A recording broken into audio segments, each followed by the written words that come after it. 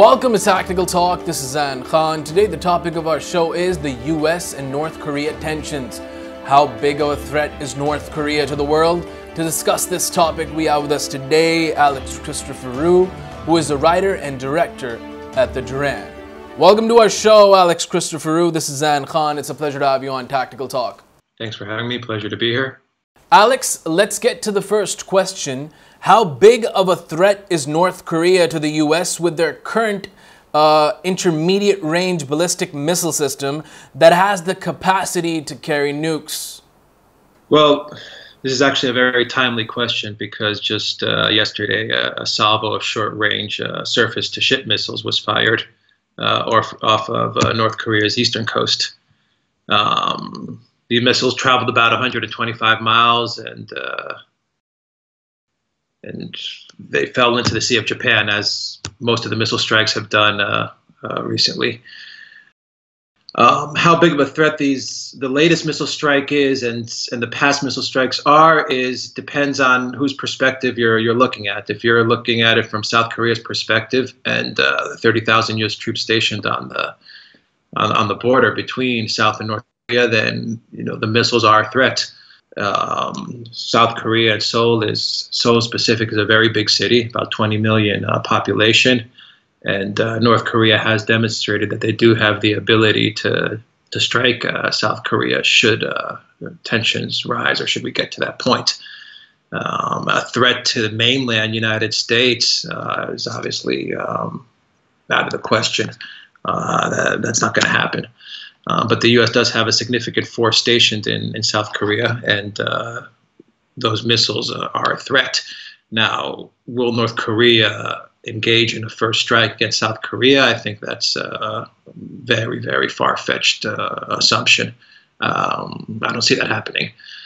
So really what we're seeing is North Korea kind of trying to flex its muscles of trying to say, I'm here and I do have a capability to defend myself, but there's really a very, very, very remote chance that North Korea would ever engage in any type of first strike against the South. Alex, let's get to the second question.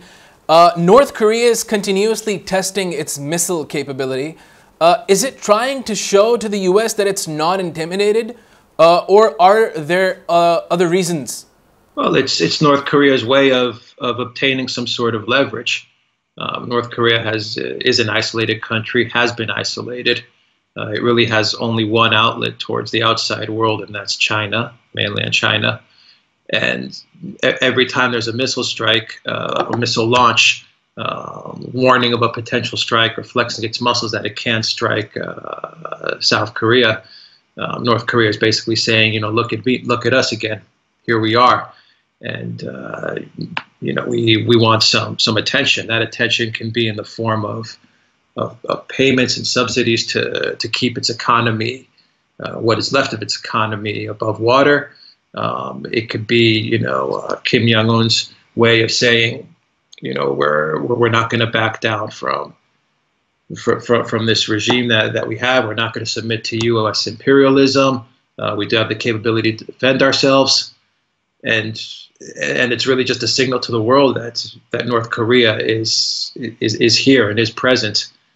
It's also a way for North Korea to gain leverage should there be any type of diplomatic easing, of diplomatic talks to somehow bring some peace and stability to the peninsula. Their military strength right now is the only thing that prevents any sort of regime change or any sort of aggression from the United States. So it's almost as if these constant missile launches are just kind of a signal to the U.S. and to South Korea and anyone else that's thinking of some sort of regime change to North Korea that it's just not going to happen, that they can defend themselves. So it has the reverse effect sometimes, and as we're seeing, of ramping up, especially with the Trump presidency, of ramping up the talk of war. So what we're seeing is that every time there is a missile strike, a missile launch, every time North Korea is flexing its muscles, it's saying to the world, we can protect ourselves. But the Trump administration, being a very unpredictable administration, is reacting by saying, we can go in there and we can remove you. And so that risks the possibility of a mix-up, of a slip-up, and that would result in an unwanted war on that peninsula, which would be catastrophic for the entire region.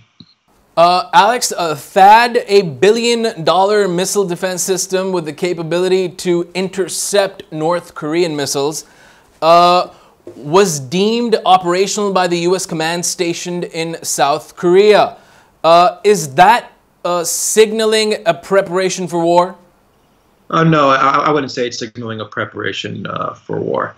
I would say that that missile defense system is basically the United States telling North Korea that it does have the capability to shoot down its missiles, but it's also a signal to Russia and China and other military superpowers that the United States does have the systems, the high technology and the systems to intercept missiles.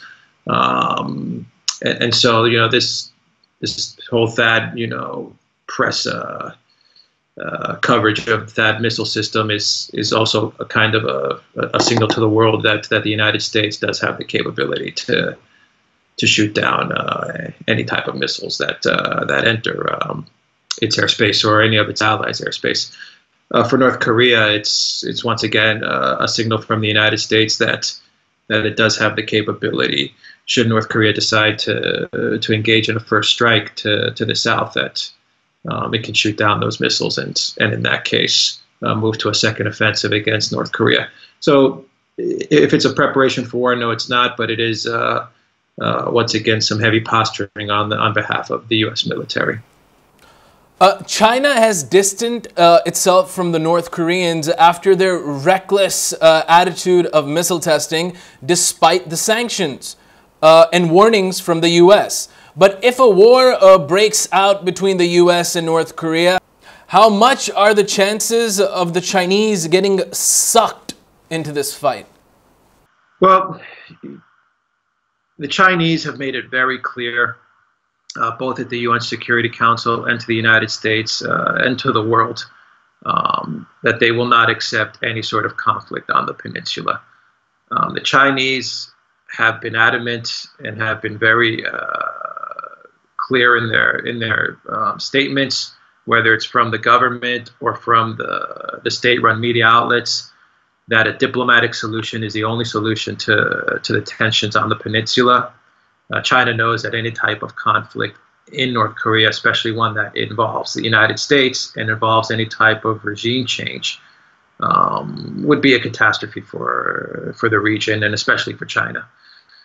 So China, I think, has definitely thrown its weight around. It's sent a message to the U.S. government, to the Trump White House, that any type of solution to North Korea will not involve any type of regime change or any type of military action. Saying that, China has also sent a signal to North Korea that it will not accept a nuclear North Korea. And I think North Korea will heed those warnings from China and will act accordingly. But there is no way that China will allow any type of conflict to occur on the peninsula, nor will it get sucked into a conflict. China is always 5 steps ahead of the United States, especially when dealing with diplomacy or conflict. So I think China knows exactly what it needs to do. It understands how it needs to leverage its position, both economically and in the UN Security Council, as well as with dealing with North Korea and with President Trump. And they've taken the steps necessary to impede any type of conflict on the peninsula, and they will continue to do so. It's definitely not in China's best interest to see war break out so close to their borders. Alex, last question. To what extent would we be seeing this as a symptom of a much wider standoff between the U.S. and the Chinese? Trump has signaled to China that he is looking for a way to work with China on multiple issues, and he's open and flexible to working with China on multiple issues. This has already been stated, and it's already been signaled to China, and China has also reciprocated in that signaling from Trump. saying that North Korea is one tension point, but China exerts a tremendous amount of influence in North Korea as well as in the region. It also exerts influence on the U.S.'s actions and the U.S.'s position on North Korea. So I don't see a standoff right now between the U.S. and China, especially with Trump's recent statements about China and his friendly statements towards China. However, Trump is once again a president that doesn't telegraph his policies. He doesn't telegraph his actions. And, you always have that level of unpredictability with Trump. But I think that Trump's advisory team and his administration would definitely not allow him to make any type of hasty decisions when it comes to North Korea without thinking about China. And I think that China is the 300-pound gorilla in the room that impedes the U.S. from possibly engaging in any type of regime change towards North Korea. So I think that China is a bulwark against conflict in North Korea, but I also think that Trump so far has signaled that he's eager and he's willing to work with the Chinese on multiple issues, including the North Korea standoff. Thank you so much, Alex Christoforou, for being on Tactical Talk. It was a pleasure having you. Thank you for having me. Take care. This was Alex Christoforou, a writer and director of The Duran, theduran.com. We were discussing how big of a threat is North Korea and the U.S. and North Korean tensions. Until the next episode of Tactical Talk, this is Zain. Take care and goodbye.